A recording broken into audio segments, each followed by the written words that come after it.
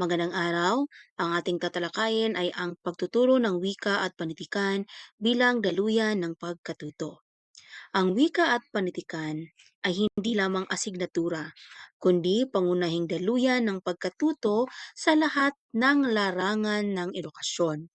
Sa pamamagitan ng wika, na ipapahayag, na ipapaliwanag at na ipapasa ang kaalaman. Samantalang sa panitikan, na palalalim ang pag-unawa sa karanasan ng tao, kultura at lipunan. Bilang guro ng Filipino, mahalagang kilalanin ninyo ang papel ng dalawang ito bilang instrumento ng pagkatuto, pag-iisip at pagpapahalaga. Una nating talakayin ang wika bilang daluyan ng pagkatuto.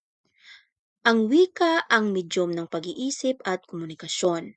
Dito nagaganap ang pagbuo ng konsepto, pag-unawa sa abstraktong ideya at pakikipag-ugnayan sa kapwa.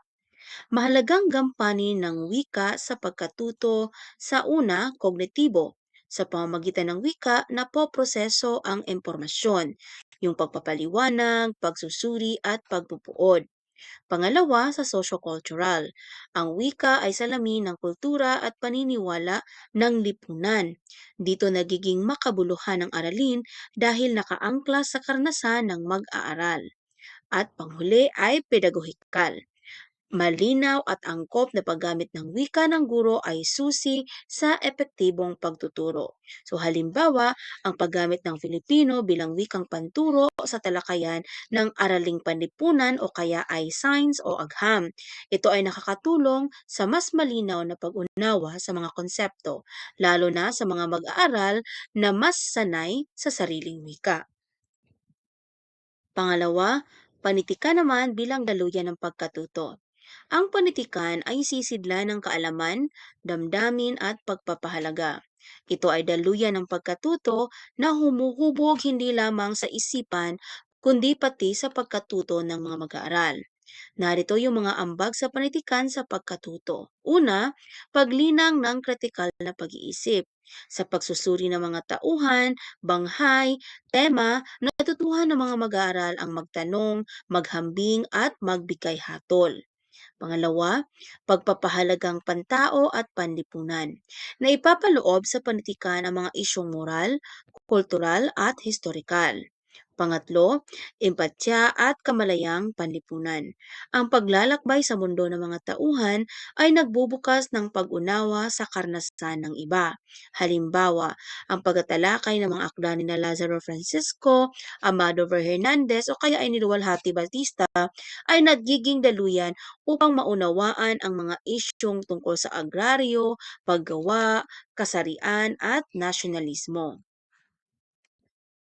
Ngayon ay pag-usapan natin ang integrasyon ng wika at panitikan sa pagtuturo.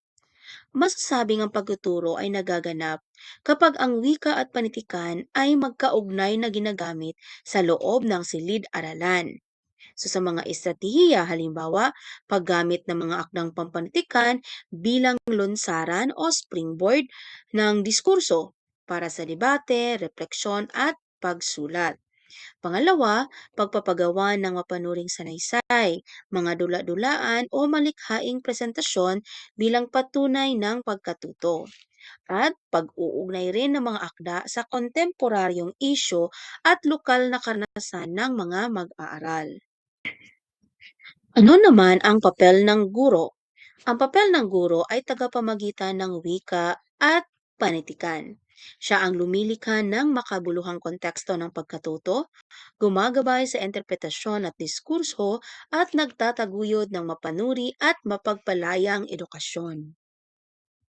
Narito ang theoretical na batayan. Sa sociocultural na teorya ni Lev Vygotsky, ayon sa kanya, ang pagkatuto ay nagaganap sa pamamagitan ng interaksyon gamit ang wika. Ang wika ay nagsisilbing mediating tool sa pagitan ng individual at ng lipunan.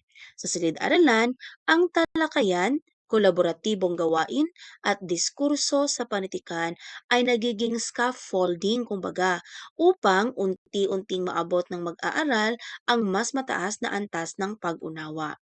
Ang paggamit ng unang wika, ipagpalagay natin Filipino, ay nagpapabilis sa pag-unawa sa komplikadong ideya. So, ibig sabihin, halimbawa, ang guro ay hindi lamang siya tagapagsalita, kundi siya rin ay tagapagdaloy ng mas makabuluhang diskurso. Pangalawa ay ang konstruktivismo. Sa konstruktivismong pananaw o tsorya, ang kaalaman ay binubuo ng mag-aaral batay sa karanasan. Ang wika at panitikan ang daluyan kung saan nagaganap ang pagbubuo ng kahulugan. Ang panitikan ay nagiging problem-based text na sinusuri, tinatalakay at iniuugnay sa realidad.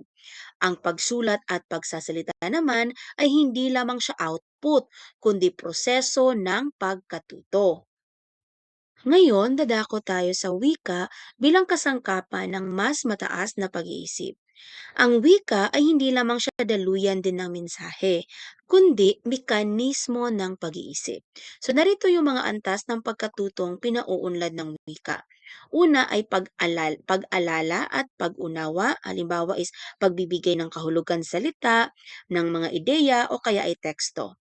Pangalawa, pagsusuri. Ito yung pag-uugnay ng ideya, paghahambing ng pananaw.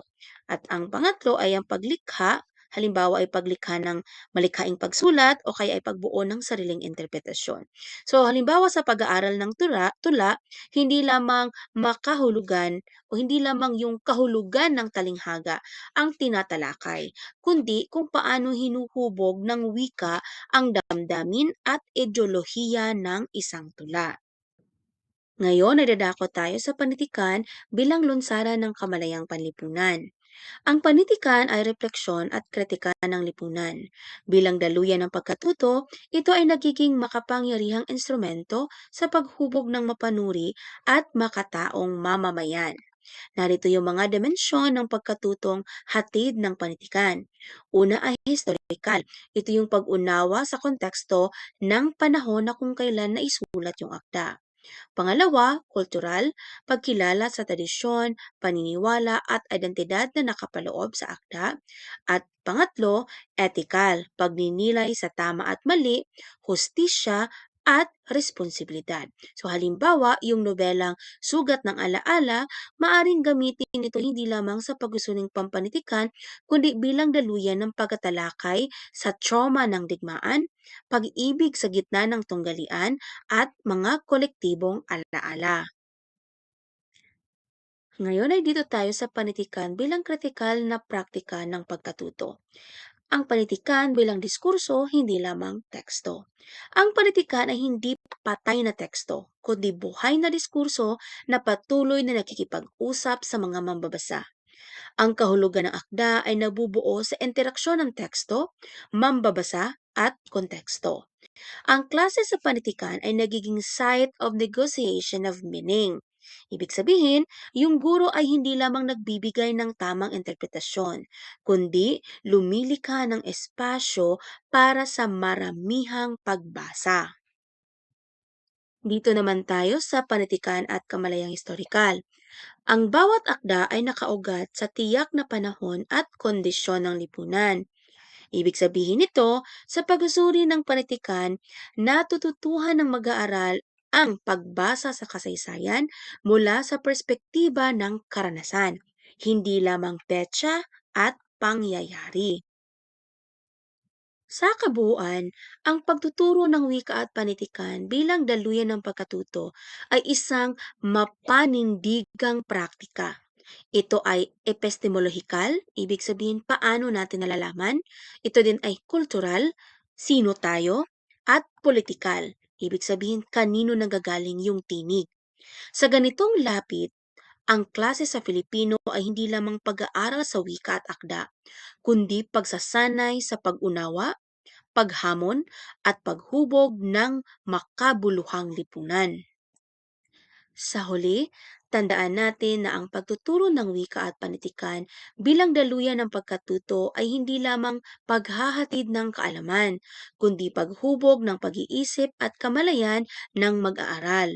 Bawat salitang ginagamit at bawat akdang tinatalakay ay may kapangyarihang magbukas ng pag-unawa, maglinang ng pagpapahalaga at magmulat sa realidad ng lipunan. Kaya't nararapat na isagawa ito ng may lalim, saysay at malinaw na layuning gawing makabuluhan ang pagkatuto sa loob at labas ng silid-aralan. Yun lang, maraming salamat!